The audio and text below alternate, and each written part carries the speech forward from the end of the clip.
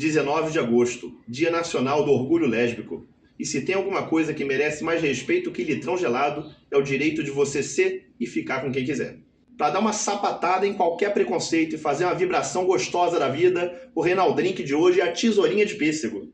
Uma dose de vodka, um quarto de pêssego picado, uma banana, uma colherzinha de chá de açúcar, refrigerante de limão e gelo. Descarta a banana que você não vai precisar, joga o açúcar em cima do pêssego, espreme bem e vai macerando direto no copo.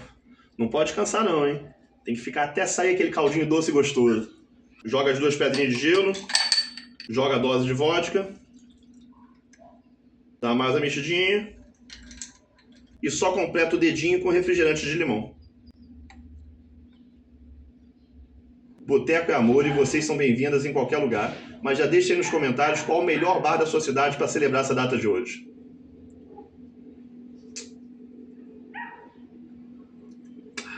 Ui!